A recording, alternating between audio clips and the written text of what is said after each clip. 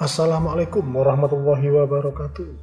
Berjumpa kembali, kita akan berselancar di dunia maya dengan ruang kolaborasi modul 2.3 Coaching untuk Supervisi Akademik Pendidikan Guru Penggerak Angkatan ke-9 bersama saya Joko Nugroho. Salam Guru Penggerak.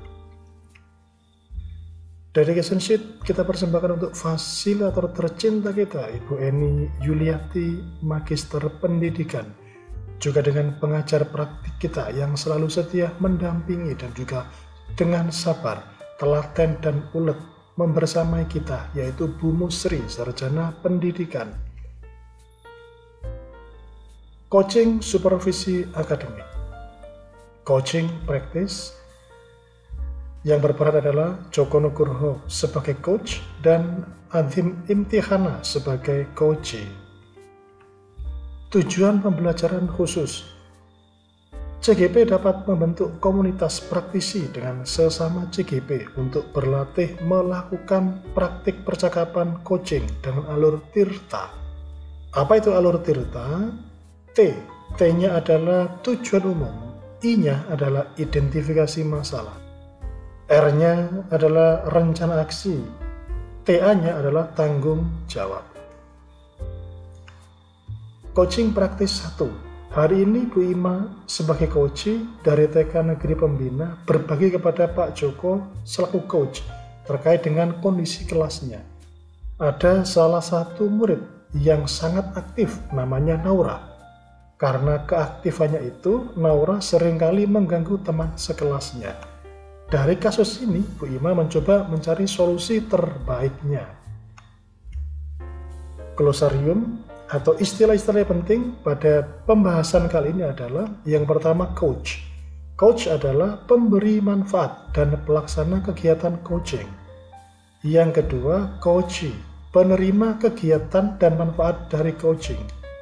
Dan yang ketiga, coaching adalah kegiatan percakapan yang menstimulasi pemikiran coachee dan memberdayakan potensi coachee. Baiklah, selamat menyaksikan video berikut ini.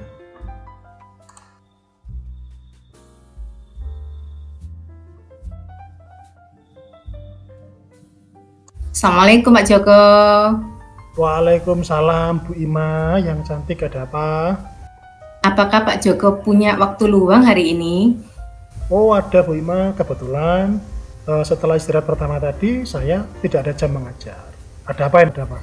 Iya, mohon maaf ya Pak Joko, sebelumnya saya jadinya mengganggu jenengan ini. Oh alah, enggak apa-apa. Ada apa? Iya, begini loh Pak Joko, saya mau curhat tentang anak didik saya ini. Apakah bisa? Oh bisa Bu Ima, mau curhat di mana? Di kantin atau di ruang kelas atau di kantor? Iya, kita sambil ngobrolnya sambil ngopi aja ya Pak Joko ya. Oke. Biar nyantai. Iya. Kira-kira apa sih yang bisa dibantu, Bu Ima? Iya, sebenarnya saya ini punya masalah yang harus dihadapi Pak. Nah, saya ingin kita mencari solusi bersama gitu loh Pak. Oke, siap. Iya. Kalau boleh tahu Bu Ima, masalahnya apa ya? Itu loh Pak Joko. Dulu kan Pak Joko pernah ke TK Pembina. Ya. Nah, pas ketemu ada anak yang lincah itu. Oh ya, ingat. Nah, ya Naura itu ya pas nganter Bu Musri. Nah, itu anaknya sebenarnya baik, tapi akhir-akhir ini tuh berubah total Pak. Jahilnya ampun sekali. Kira-kira jahilnya itu yang kayak gimana ya Bu Ima? Ya gini Pak, kalau di dalam kelas itu suka nyubit temannya, nggak kenapa-kenapa gitu, suka ngoret-ngoret bukunya temannya pas kegiatan, bahkan bermain itu loh Pak. Itu ngambil mainannya temannya, dibawa lari. Nah, akhirnya berkelahi. Nah, yang menjadikan itu kan akhirnya kelasnya tidak kondusif Pak. Nah, seperti itu, iya. Akhirnya kelasnya ramai, tidak kondusif. Iya. Bu Ima sudah pernah mencari tahu enggak mengapa Naura kok sangat aktif seperti itu? Dengar-dengar seperti ini Pak, mamanya sama papanya kan pekerja, jadi dia itu dititipin ke tetangga, kadang-kadang ke pembantu seperti itu Pak. Mungkin ya kurang perhatian, jadi di sekolahan itu mungkin caper itu barangkali Pak, Oh sama iya, aku seperti itu. iya kayaknya kurang perhatian dia. Apakah Bu Ima sudah pernah berkomunikasi secara pribadi dengan ibunya Naura? Belum sih Pak, sebenarnya saya masih menunggu waktu yang tepat. Iya. Mengapa kok harus nunggu Bu Ima? Ada apa ya? Iya, saya ini sepertinya kok masih khawatir mau maju, mau mundur, mau ke apa ketemu mamanya itu. Hmm, Gini Bu Ima ya, segala permasalahan mengenai anak didik kita sebenarnya orang tua pun harus diajak berkomunikasi secara pribadi. Agar apa? Agar masalah cepat selesai dan tidak terjadi miskomunikasi antara guru dengan orang tua. Apakah Bu Ima dapat menyelesaikan masalah ini tanpa berkolaborasi dengan orang tua siswa? Iya, kalau dipikir-pikir betul juga Pak ya. Soalnya pembelajaran itu kan harus terintegrasi antara di rumah dan di sekolah Pak ya. Betul. Jadi paling tidak kan harus berkolaborasi dengan orang tua di rumah. Seperti itu. Iya betul Bu, memang kolaborasi dengan orang tua dan berbagi baik itu sangat penting. Bukan begitu Bu Ima? Iya, betul sekali Pak. Nanti coba ke depannya nanti saya akan seperti itu Pak. Mungkin melalui pendekatan ke orang tuanya. Iya. Dari yang sudah Bu Ima sampaikan tadi, apa rencana Bu Ima ke depannya?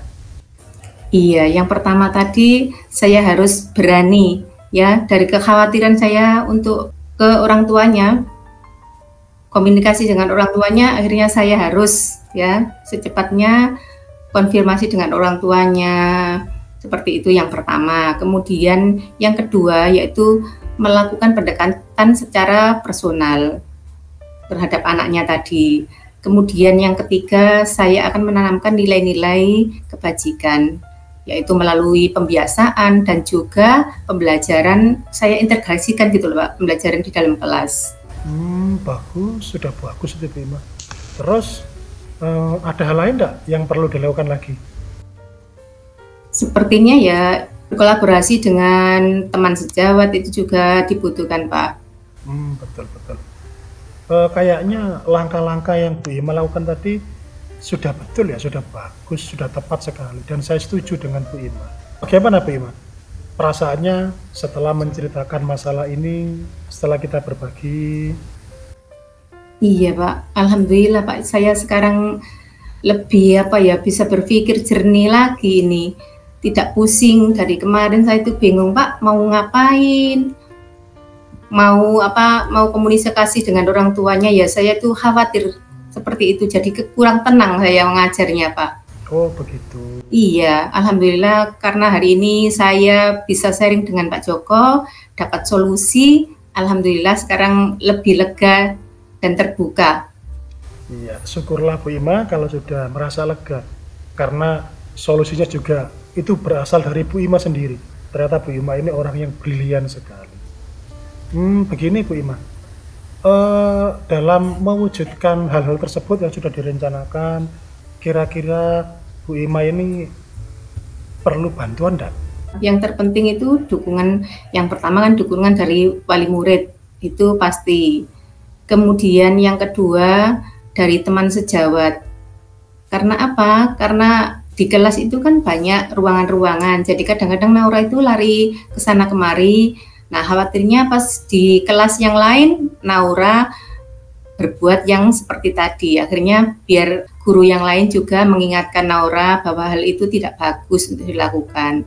Kemudian yang terpenting lagi ini Pak, kita harus mencari dukungan dari Ibu Kepala Sekolah. Beliau kan atasan kita, jadi paling tidak beliau harus mengetahui apa yang terjadi di dalam kelas, seperti itu Pak. Iya betul Bu Ima.